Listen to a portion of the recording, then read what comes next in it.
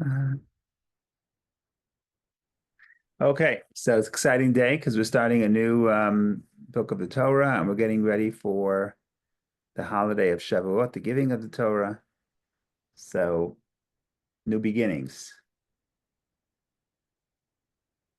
I guess if you want to look at the Parsha and you want to look at also the giving of a Torah, where they both come together. So, the Torah talks about the Parsha is book of Bamidbar, book of Numbers, but Bamidbar means really in the desert, in the wilderness.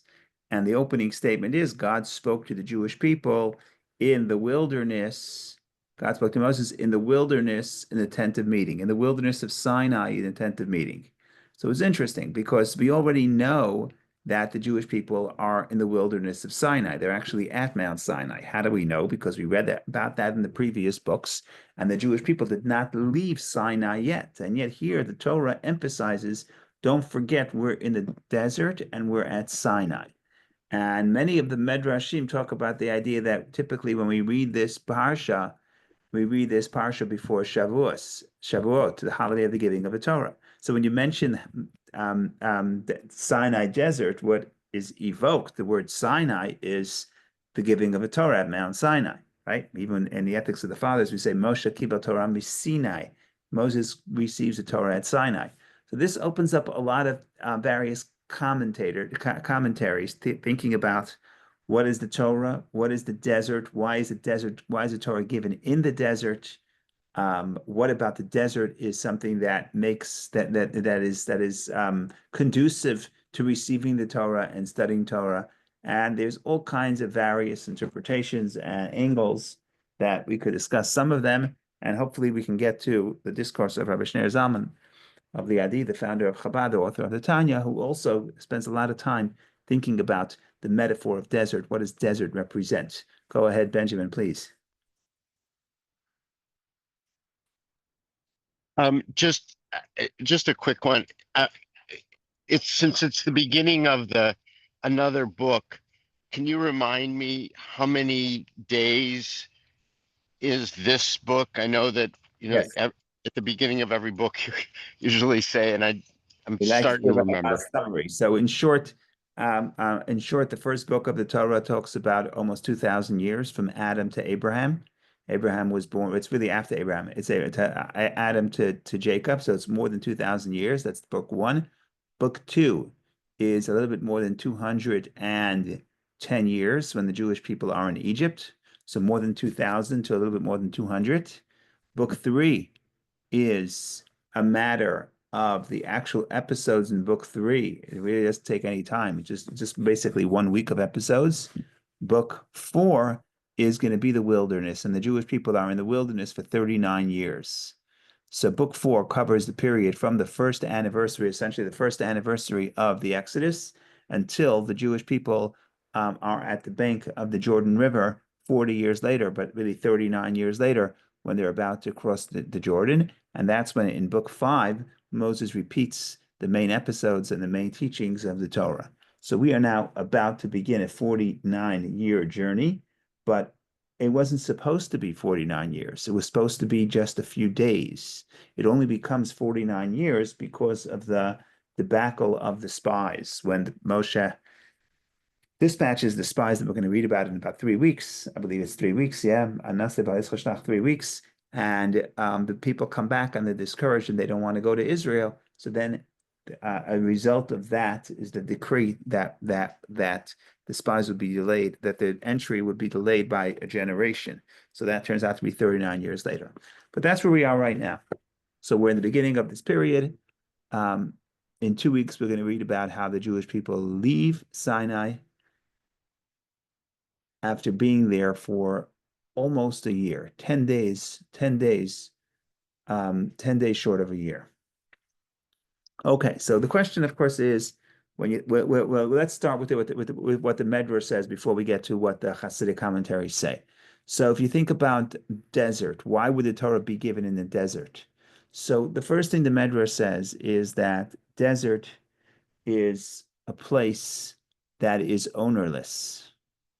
And the idea is that Torah, or the wisdom of the Torah, the holiness of Torah, is ownerless, meaning it's accessible to all. It doesn't belong to a specific type of person or a specific um, tribe or class, but it belongs to everybody. And it's interesting because in Judaism there are certain um, um, um, forms of greatness that are reserved for specific people. It's related to birth. For example, to be a king, you have to be of the tribe of Judah.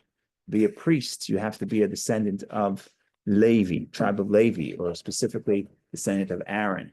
But to be a scholar or to have the knowledge of Torah, to connect to the wisdom of Torah, that's accessible to all. And of course, that's unique because in the ancient world, the priests were the ones that could read and write, and they kept the scholarship for themselves.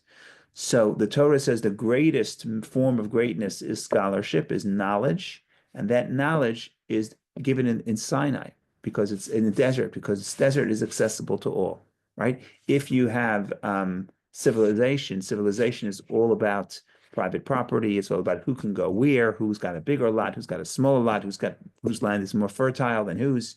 So there's automatically a division and hierarchy between people. Whereas the desert, where there's no civilization, all the hierarchy falls down. And the Torah, therefore, is accessible to all, and the holiness and the connection and the bond that we get to God through the Torah is equally accessible to everybody. So that's the first point that the Medrash starts with. Go ahead, Ben. So that's really interesting because when the Protestant Revolution took place, it was the idea, as I understand it, I'm not an expert in it, but as I understand it, it was that you and the individual can interpret the the law, the Bible. You don't need the intervention of the Pope or and so it de-emphasized the church. Yeah. Um, and it sounds in what you just said, I've never kind of thought about it, but it sounds like that there's some resonance of that in Judaism. At um, It is, except in the Judaism, it happens much earlier, and right, yeah, the real transition happens as long as the temple stood. So it's the first really when they came into Israel, there was a Mishkan tabernacle for 360 years. Then there was the temple for 410 years. Then there was the exile. Then another temple for 420 years. So for that first 1,200 years, approximately, or at least 1,000 years, the temple was the center of Judaism. And in the temple, naturally, the priest or the high priest, or the priest, the institution of the priesthood becomes the face of Jewish leadership.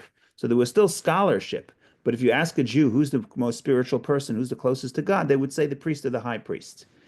Toward the end of the second period, sorry, till the end of this period of the second temple, toward the end, and certainly after the destruction of the second temple, so the priesthood becomes corrupt. The priesthood becomes a political position that is purchased from the Romans to be appointed the high priest, and then generally they become a little bit more corrupt. And now what emerges is the institution of not the priest but the sage, chachamim, sages. And certainly after the destruction, and when you get to the Mishnah, for example, you have um, sages. It's the era of sages. And the beautiful thing about sages is that sages is basically accessible to all, and therefore there are people from all the tribes who are sages, and some of the greatest the greatest sages are converts, because the moment you say it's not by birth, it is by wisdom, then the wisdom is accessible to all.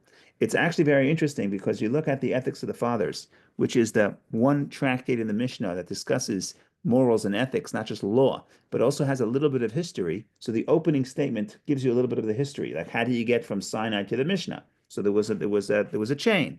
So the Mishnah says Moshe kibel Torah Sinai. Moshe receives the Torah from Sinai, gave it to Joshua, Joshua to the elders, elders to prophets, and prophets to the men of the great assembly, which is basically the sages.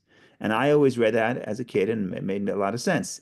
But now, when I'm reading it, and I'm reading contemporary scholars, and they're saying this is actually a very powerful political statement, because more important than the people that it lists is the people that it doesn't list, and it doesn't list the priests. It doesn't list the priests. So you have wow, prophets and you have priests and you have sages. So you skip the priests. So this is the way the rabbis are telling the story. They're saying that highlighting the scholarship versus the priesthood.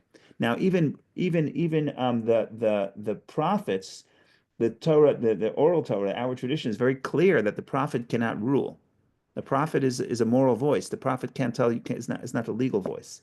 So, like I said, at least for 2,000 years, we have a emphasizing of the power of the sage. And like I said, the moment you say sage, it's open to everybody.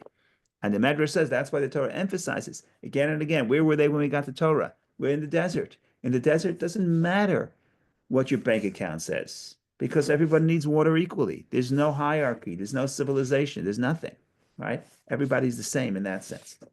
So that's point number one. Um, Another interesting point about the desert that you could say is that the fact that you're removed from civilization in a way makes the message eternal and makes it applicable to all societies and all cultures. Because the way the Jewish people are formed is very different than the way all nations are formed. And this is a fascinating concept. All nations typically are born, and the laws of the nations are born as a result of the land. In other words, people are living in a specific area, and to govern this area, we bind together, and we create laws, and we create countries, and the laws therefore reflect the needs of this specific land. So if you're living in a place with abundance of water, or living in a place with that water is scarce, you're going to get different laws and different needs and everything. It's all a result. The nation and the laws of the nation are a result of in a way, of the topography and the climate and the conditions of this specific society. So therefore, you would say the laws that we have is for here, but if we go elsewhere, we're going to change the laws. Now, if the Torah was given in downtown Tel Aviv, or the Torah was given in the hills of Jerusalem, in other words, in a country with civilization, what are you going to say? And it would be logical to say that the Torah is here to respond to the needs of this specific time and this specific place. Because we have certain problems, we have certain tensions, we have certain pressures, and we are now, the Torah now sets out the law of how to live in this society. But again, society is the product of this specific time and place. When you talk about the Jewish people, it's the only nationality where we were not born in, we didn't become a people in the place where our nation is, in the place where our land is. And it's actually very interesting because many countries, including, you think about the metaphor for a country is parents. So you could say you have the mother, you have Mother Russia, you have the fatherland, right? Patriotism is devotion to the father, right? So the notion is your land is what gives birth to your nation. So we are because you're born as a result of the land. The Jewish people, the land of Israel is totally different. The land of Israel is not our birth parents. It's not our mother. It's not our father. What is it? I'll tell you in a second. Where were we born? We were born on the way out of Egypt, but we were born in the desert at Sinai. That's when we get the laws. So what is it telling you? It's telling you that the land that you're getting now, I'm sorry, it's telling you that the laws that you're getting is not addressing the specific time and place because there is no time and place. There is no civilization. It's above civilization. It applies to every place. Now, what is the metaphor of the land of Israel? The prophets? It's not mother, it's not father, but it is spouse. Spouse is very different. You marry your spouse, you get together with the spouse in order to create something, okay, but that's not your identity, right? You could be separated and you could be reunited. Can't do that with parents. Parents form who you are. So, in other words, Israel is not what makes us a people. Israel is the place where we want to live out our ideals. But Israel doesn't make our ideals. Our ideals are formed at Sinai. And Sinai is above time and place. It's above a specific civilization. In other words, the fact that we were in the desert, we got the Torah in the desert means that it's applicable no matter where you are in the world, no matter what time, and no matter what society. So that's point number two about what the desert represents. We still have a few minutes, so we have a lot more to say. I'm going to say one more thing before we get to the Hasidic discourse. The third thing I'm going to say is that, and this is already coming a little closer to the Hasidic angle, is that in a way, the desert, in a way, it's like the last place I would think of giving the Torah. So in a way, the desert represents the fact that the Torah has the power to come and create laws, which is create order in the most unlikely of places. In other words, when we talk about Torah, talk about wisdom. How do you think about wisdom? So there's a beautiful medrash that people heard about. I'm sure people heard about. The medrash talks about how the Jewish people, how Moses climbs the mountain, Mount Sinai, to get the Torah, and the angels look at him and say, "What is a human being doing amongst us? We're angels." And they say, "Oh, he came to get the Torah." So they say, "Get the Torah." They complain to God. They say, "Here you have Torah, which is your most precious treasure. It's been sitting with you, and now you want to give it to the humans of flesh and blood. What are they going to know about the Torah? Torah should be." He says, "Place your glory on the heavens. Keep the Torah with the angels." And the Medrash continues. The Talmud quotes this. The Medrash continues that God says to Moshe, "Okay, respond." So Moshe says, "Okay, so what is the Torah that you're talking about? What does it say in the Torah?" It says, "Don't serve idols." Says Moshe, "Do you have an evil inclination? There's no idols. So you don't need the Torah. We need the Torah." What else does it say? "Don't murder." Do you want to murder? It says, "Honor your parents." You have no parents. And basically what the Medrash says, Moshe points out that even though the angels are right, that the Torah is the most spiritual idea, it's God's wisdom. So in some ways, it's the most sublime thing that you can ever have. On the other hand, the Torah is designed to come down to the most distant places, to a place not in heaven with a serenity, but Torah is here to solve real problems, real world problems, problems of negativity and chaos and people disagreeing and people lying. And a lot of what the Torah does is gets down into the weeds and say, how do we create a society where there are these negative influences of evil inclination and temptation, etc. So in other words, the Torah by definition is almost like it's two extremes. On one hand, it's the most lofty of divine wisdom. On the other hand, its orientation is, could we bring this wisdom to the most unlikely of places? And this is consistent with what the Medrash says, but the Chabad philosophy or Hasidic philosophy talks about at great length, which is, in a way, that's the purpose of creation. Purpose of creation is not necessarily that the spiritual beings should know God, because that happens before the physical world was created.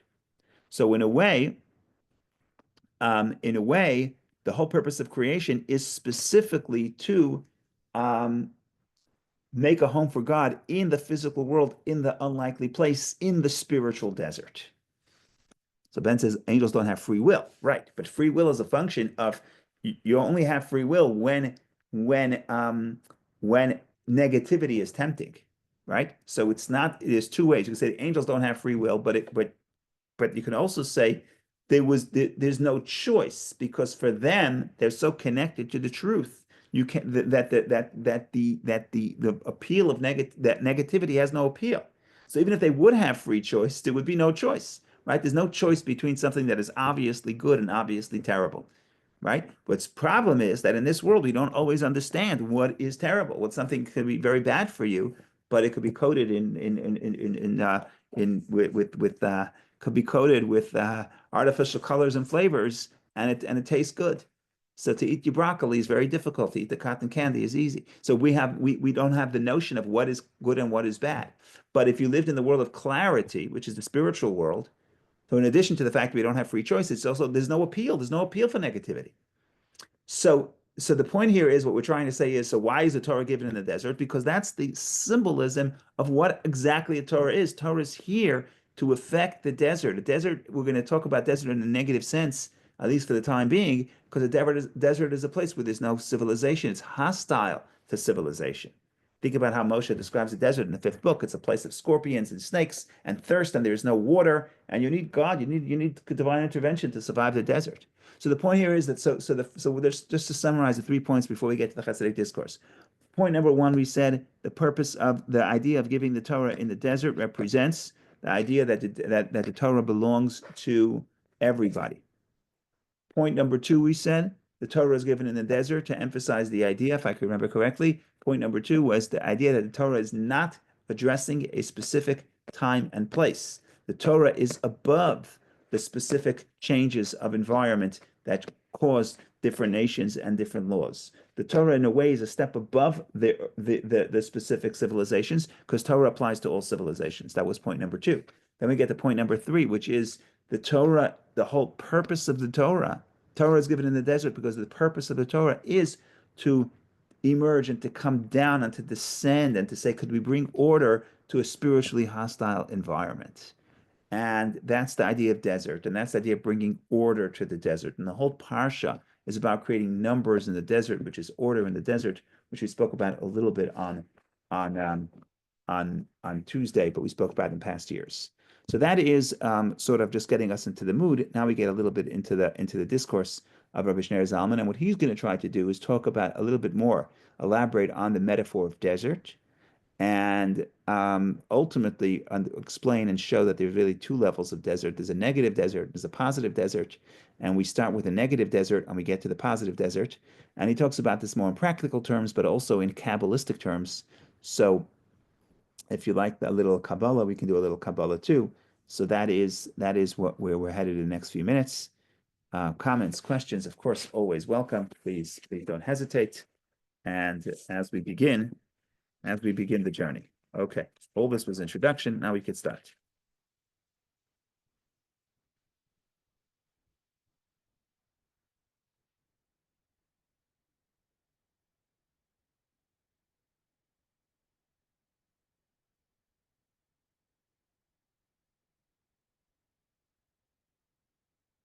Okay,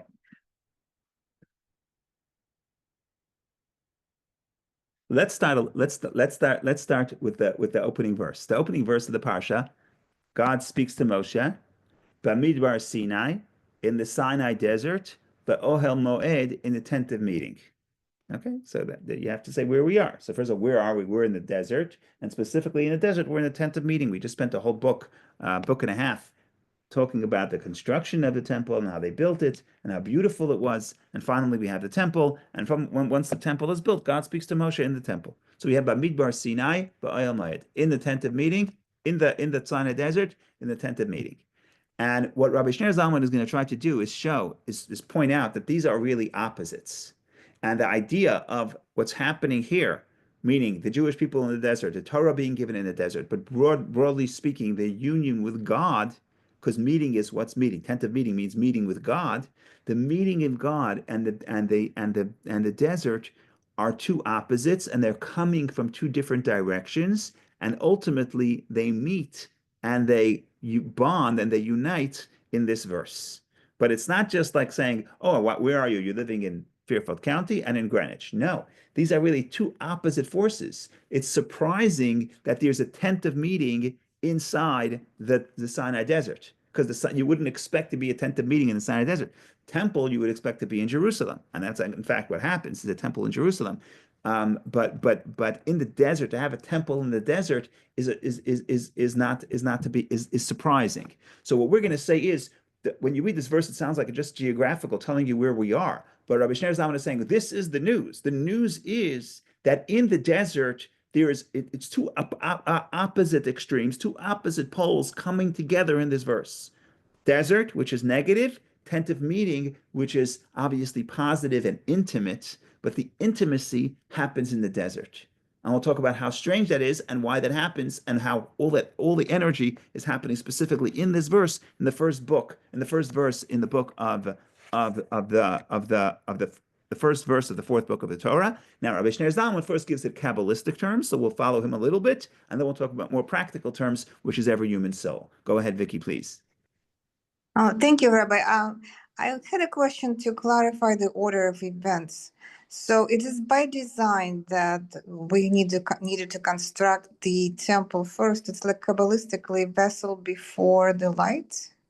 So it's a very interesting discussion, because you could talk about it from there's different genres of Torah, and there's different ways to look at it.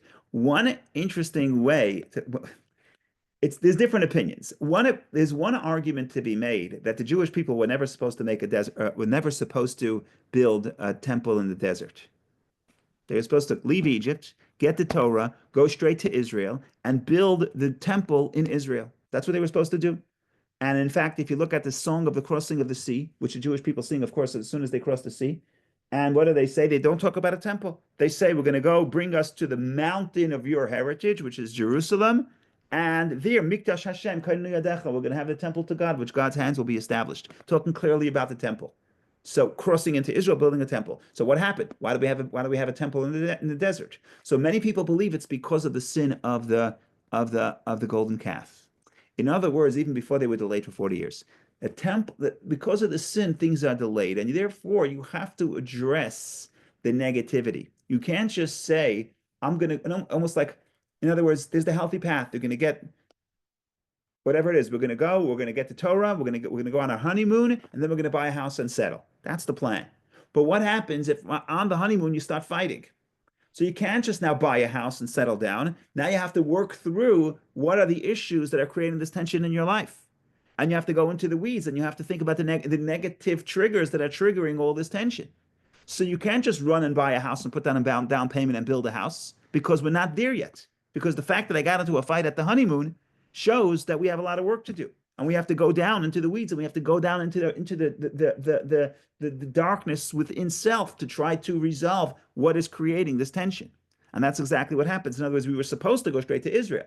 But if we can't go straight to Israel, we're delayed in the desert. Forget about being delayed 38 years. At this point, just delayed a few months. But we sinned, we betrayed God literally at our honeymoon. So then we have to say, 1 second, you can't run to Israel. You can't buy a house. You have to first figure out what's going on. You have to go to therapy right now. But even if we didn't sin, for example, right? It probably does make sense to have on this earth, in this physical plane, to build the vessels first before So receive. we'll talk about the different models. We're going to get to that. The bottom line is there's two ways of affecting the negativity. One way to affect the negativity is to have it with. I'm jumping ahead of the discourse, but in the discourse, Rabbi Shneur Zalman explains that there's two ways where you can get the sparks of holiness. One way is the model of King Solomon. In other words, it was most powerful in King Solomon. The Jewish people make a temple, and the Jewish people build a kingdom, and it's light unto the nations. And the holiness is so powerful and so attractive that the sparks come from all over the world and they were drawn to the temple because the temple is so powerful. Israel and the temple is so powerful. And that's why you have the story, which has a lot of Kabbalistic significance, but it's a story in the Bible about the queen of Sheba, who comes from the east, and brings many gifts to Solomon. This is the point, is Solomon could affect people throughout the world without actually traveling there because of the intensity of the holiness. Then you have that's one model. Then you have another model, which is there's less holiness. We can't affect the world. So how do we affect the world? We have to go to exile. And this is the Kabbalistic notion. It's also based on the Medrash that, but the Kabbalah talks about this at great length, that the point is, why are we exiled throughout the world? It's not just because we sinned, and that's why we're exiled, but we have to go and we have to redeem every spark of holiness throughout the rest of the world. So 1 second, if we would not have sinned, and we would not have gone to exile, who would redeem those sparks? Answer, sparks would come on their own. The people we have to affect, the experiences we have to affect would be drawn to Israel. So basically, there's two models of how to interact with the physical world. One is to stay in your space and create this very powerful energy, and that energy attracts the positive sparks from the rest of the world. If you want to say practically, if I have demons, I don't want to say, I have negativity in my life, there's two ways to deal with it. Sometimes I can create a life for myself that is so spiritually rich or meaningfully rich. I'm helping people. I have a career. I have a family, and I'm so involved with good things that I don't have to go to therapy because there's so much positivity that I'm being pulled to the positivity, and I'm not being pulled by the negative within self. But what happens if that positivity now is not as intense? Then I'm falling into melancholy. I fall into the sadness. I fall into negativity. So now I can't just say, oh, I'm just going to build a very powerful, positive energy in my life, and that's going to solve all my problems. No. Now I have to go into the desert and see what is going wrong. Why is it going wrong? How am I going to help myself? How am I going to correct what's going on in my desert? So even in our life, there's two models. There is a model where you don't have to get into the desert. You don't have to deal with the negativity head on. Focus on doing positive and focus on having a spiritual energy and positivity in your life. And naturally, you'll be drawn to that. But sometimes that doesn't work. So the short answer is it depends. There's a model where you want to start with bringing the holiness first in the desert and then to Israel. But there's also a model where it could be the other way around, and maybe you don't even have to go into your desert. So there's an advantage to each model, of course. Thank you. Beautiful. So Torah basically gives us two models. Yeah. Now, the Hasidic view is always going to be the lesser model, the one that's more grassroots is more, each one has an advantage. The one where you have to actually go into the weeds, go into the desert, that's where it's more internalized, right? Because even the Queen of Shva, she came, she was effective, but then she went home, right? So ultimately, the transformation, there's no shortcut. If you want ultimate transformation, you have to deal with the problem and you have to get into the negative space and work it out. But not always do we have to do that. So don't go running if you don't have to. So these are the two models. Okay, so what are we talking about? We're talking about we have these two energies. We have the Midbar Sinai, we have the Sinai Desert, and then we have the tent of meeting. Now, the Kabbalah, I'm gonna take a few minutes to talk a little bit about the Kabbalistic terminology here. And if it's interesting, good. If it's poetic, good. If it's less too abstract, is also good because I'm going to try to come back and do what Rabbi Shneur Zalman does, which is bring it back to the human experience. Okay, so the way the Kabbalah tells it, there are basically four worlds. We're the lowest world, we're the physical world, the world of action. But on top of the world of action, you have the world of formation, and then you have the world of creation, and ultimately the highest world is the world of emanation, where there's only godliness, and we call it a world because it's basically godliness expresses himself in 10 ways, where you have 10 sphirot, and that's the highest domain, and that's the highest world. And between Atzilut, between the highest world and the lower worlds, there's a very big gap. Now, the way the Kabbalah puts it, there is Malchut. Malchut would be the lowest sphira, the lowest divine attribute. And Malchut has different expressions. Malchut is the feminine energy. Malchut is speech. And Malchut descends to the lower worlds to give life to the lower worlds. So if you talk about the metaphor of a person, you have your ideas, you have your emotion. That's all within yourself.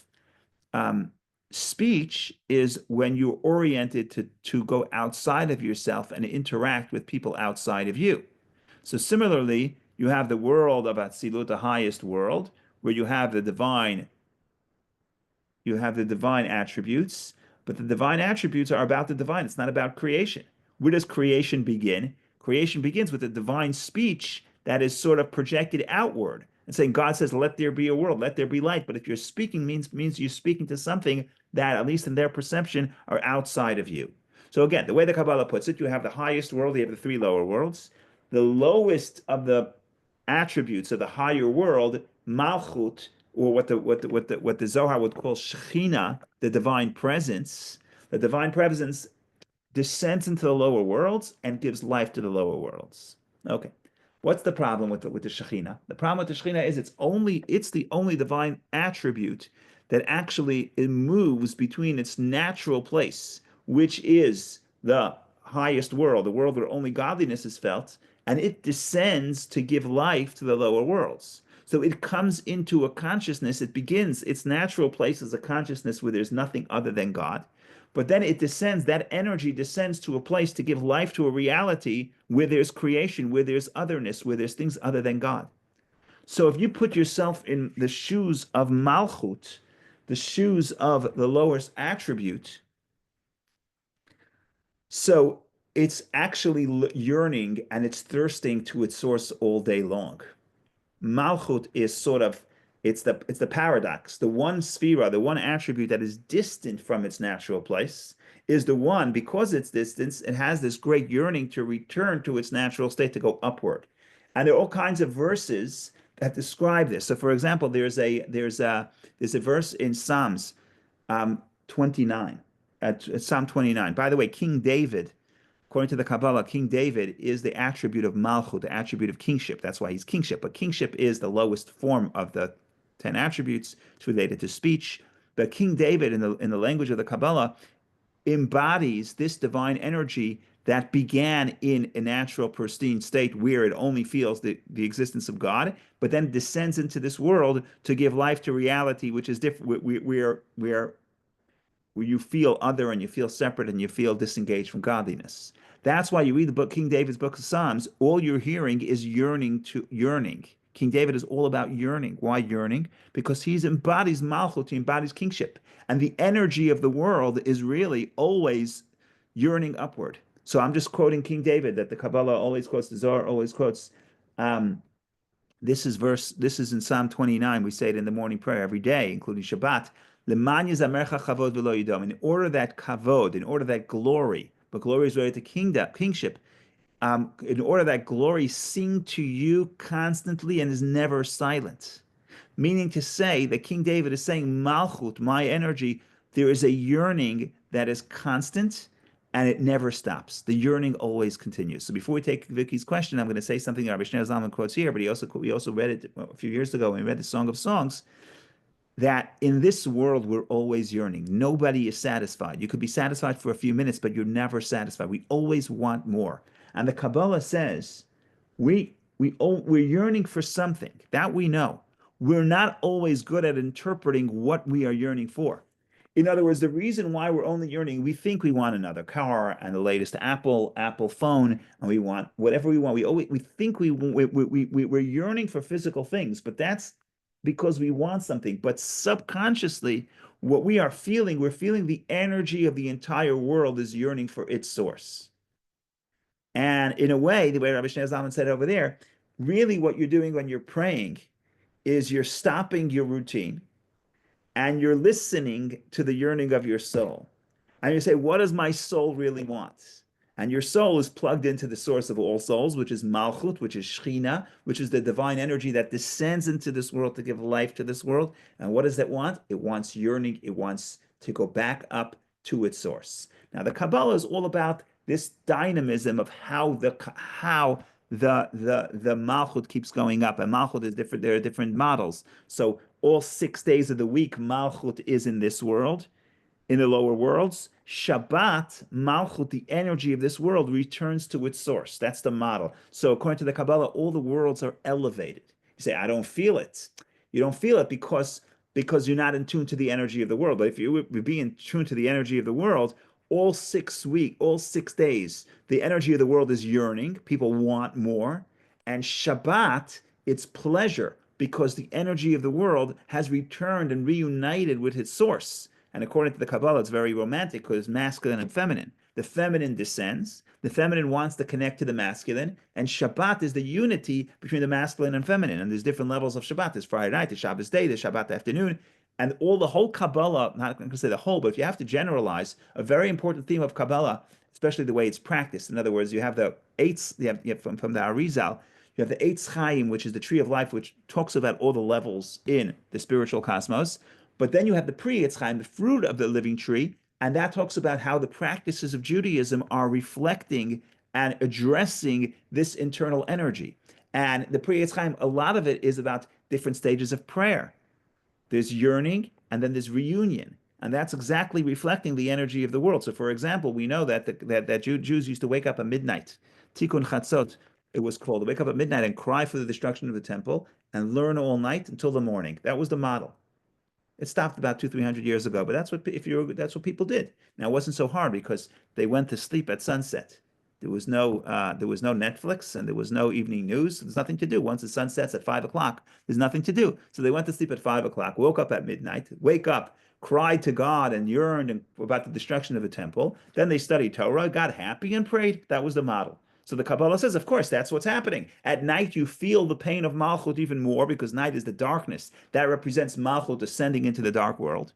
And so when you're crying at night for the destruction of a temple, you're not just crying for the destruction of the physical temple, you're crying for the idea that the energy of the world now descends and is separate from its source. It's the woman yearning for her beloved. And then in the morning, you have the reunion. That's prayer. And prayer itself has 2 parts. The first half of the prayer is yearning. The second half of the prayer is union. So this model plays out everywhere. I don't know why it took us so long to get to here in the Friday morning classes.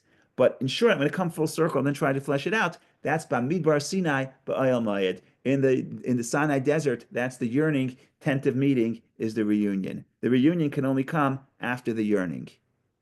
The Torah, the true union with God can only happen down here where there's thirst, where there's yearning, where there's longing. And that's the model that can explain so many things about Judaism and about life. But in the meantime, go ahead, Vicky, please. Thank you so much, Rabbi. I think you partially answered my question because if I'm not mistaken, today is Hod of Malchut, right? So I think it's Hod Yeah. right? Yeah. So, but we are in the week of Malchut anyway. Right. Oh, very good. I didn't even think Yeah. about that. Look at that. Thank you. So my question was about King David, where the union is directed to. So, but you partially answered it. It's sometimes, is it the yearning for expression or No, yearning yearning for source. for Yearning the for King David is the feminine. is you connected to the lower world, right? To the lower. So there's a, Lower.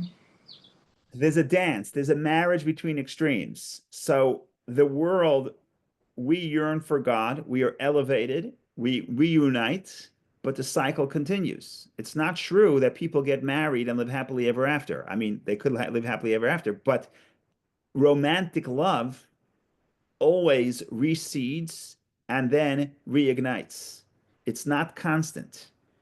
But love to biological relatives is more or less constant, unless you're fighting with your sibling. You know, have my brother. I call him once a year on his birthday. That's it. That's our relationship. I have other brothers that I'm closer to, but I'm saying it's not like a flame going up and down. It's pretty much constant. If it's good, it's good. If it's good, it's constant. If it's bad, it's constant. Even when there's love, it's not passionate love. Passionate love, by definition, is the fire. Is the fire, which means the flame, the torch that keeps going up and down. By the way, part of the problem where romantic love dissipates is because people are not creating that separation and reunion that the Torah talks about with the mitzvah of mikvah. They say, I want to feel the romantic love always, all the time. I don't want separation. It doesn't work that way because romantic love needs that step of separation and reunion for it to flourish. Otherwise, it's choked. You have to have the Sinai desert. And Rabbi Shneur Zalman gets poetic here. Desert is a place of heat. Okay, technically speaking, the South Pole is also a desert, but typically where they were living, desert is heat, and heat is yearning and thirsting, and you cannot have intimate union without thirsting. And that's why the Torah, ultimately, the marriage between God and the people, doesn't happen with the soul in heaven, because the soul in heaven is fine. But down here, the soul comes down here, and Malchut comes down here, and we yearn. And only when you yearn could you appreciate and sense the deep union that follows. So, tent of meeting, by the way, the word meeting, dot, but no oddity, the word meeting is the same word as da'at, which is knowledge and awareness and intimacy, because da'at is intimacy, because intimacy is knowledge. But meeting doesn't just mean we're meeting for coffee. Meeting means I'm getting to know you. That's why it's fascinating. The same word for meeting is also tent of meeting, but tent of knowledge, and tent of awareness, and tent of intimacy. But that can only happen in the desert. Only follow the yearning could there be the reunion. So you have to have the pain of separation, the pain of longing before you can have the deep union. And that's why the Torah is given. And so you want to go global. That's why the world was created. That's why we have tension in the world. That's why the Torah was given to physical people, not to the souls in heaven and not to the angels. And that's why the Torah is given in the desert, because we're moving between this notion of being distant and being pained and then coming to this reunion. Now, I'm just going to say one more point, and then we'll see if we can make this. We'll see if anyone has any questions. But one more point is the desert itself. Rabbi Shneur Zalman says desert itself. There's two levels of desert. There's a negative desert and a positive desert. What do I mean? He says basically the verse says the desert. You define what's desert: a place where man cannot dwell. There's no civilization. Eretz asher lo yashav adam sham. Adam sham. Desert is a place where man cannot dwell. What does that mean? So it could be because man, there's no civilization, therefore it's bad. Therefore you could therefore it's very dangerous. It's a hostile spirit, it's a hostile space representing spiritual hostility.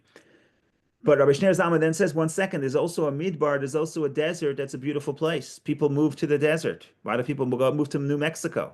Arizona is booming.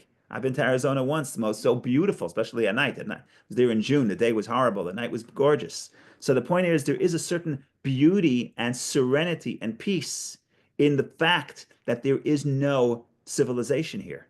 So you could look at no civilization as hostile to civilization in the negative sense, or you could look at a place where now you could feel serenity and you could feel peace and you feel closeness to nature. Now, remember, we also had that experience in the Judean desert. We went there at night. It was the summer. It was horrible during the day. At night, it was amazing. Beautiful sky, beautiful stars, no light pollution, no cell phone service. Everything was beautiful, right? So here you have the same desert could be negative and can be positive. This physical world could be both negative and both positive. But first you have the yearning. Once you have the yearning, then you have the union. Once you have the union, you realize that it's actually the fact that that you're creating something so majestic and so beautiful here is actually intense holiness. And what now we visit the desert and we say the reason why this place is a desert in the sense it's not hospitable to spirituality or to angels is because this is even greater than the regular hierarchy of holiness. Here you can access intense holiness.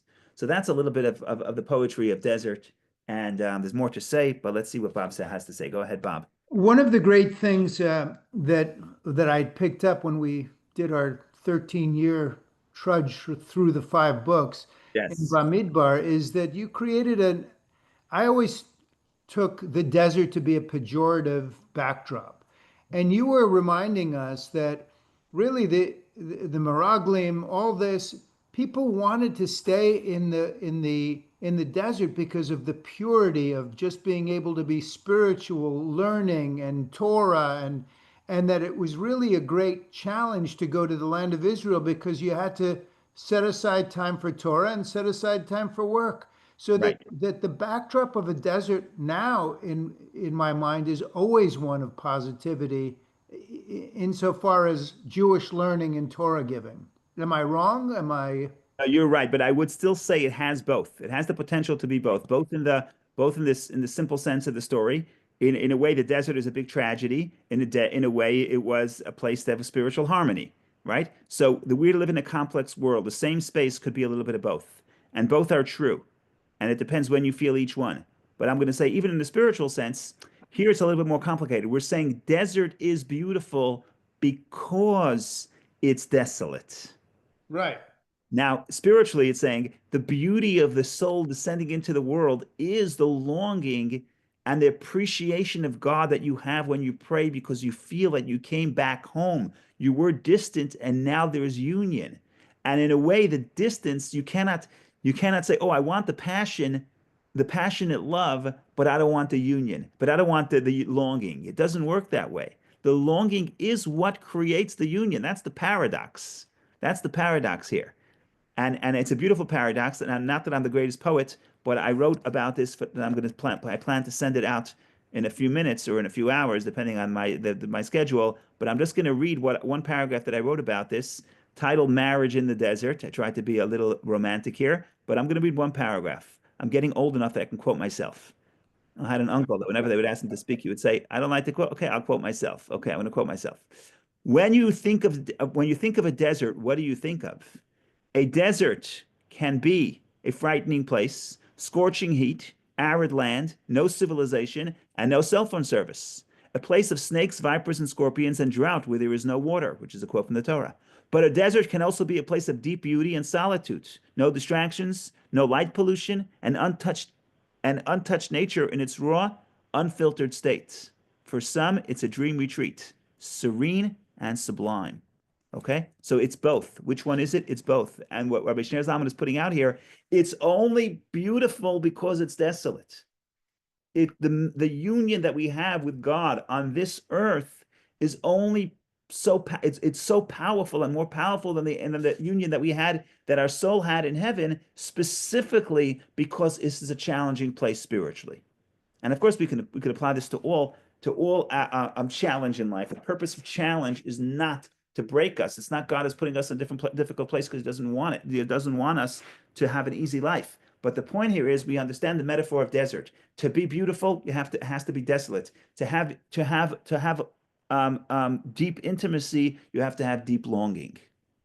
And that is really the secret of life and the secret of understanding what we're doing on this planet.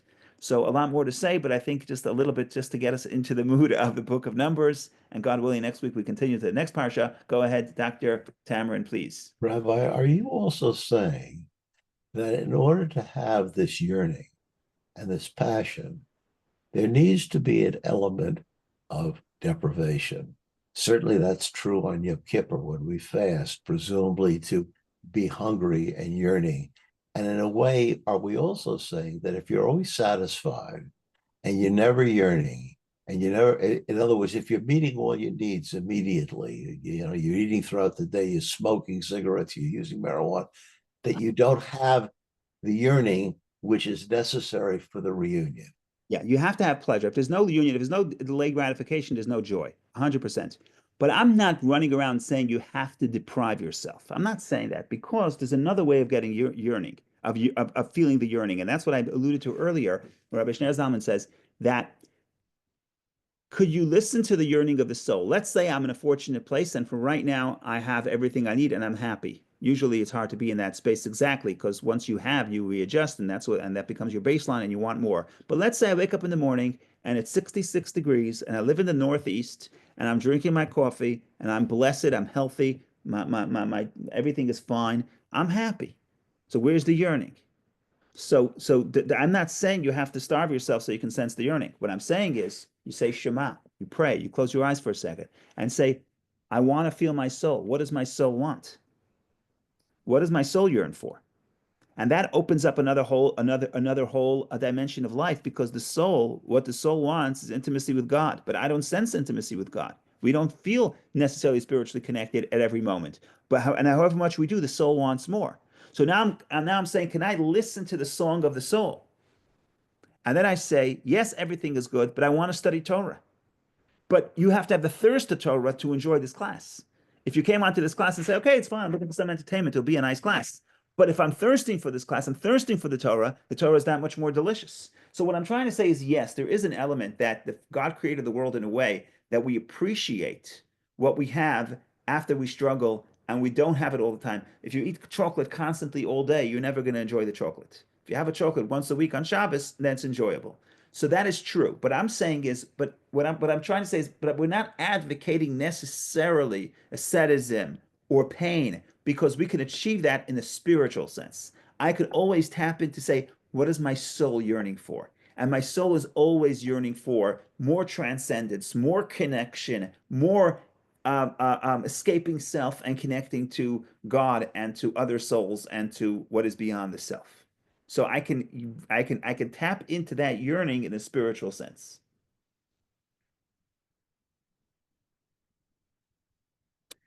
Thank you, everybody. That's the story in short. Have a wonderful day, wonderful Shabbat, and enjoy the beautiful desert because that's where the Torah is given. And remember, the real unity, the Ohel Moed, tent of meeting, happens after you experience the longing of the Sinai desert. So that's the story in short. A wonderful day. Thank you all. Thank you, Rabbi. Shabbat Shalom. Shabbat Shalom, Bob. Thank you.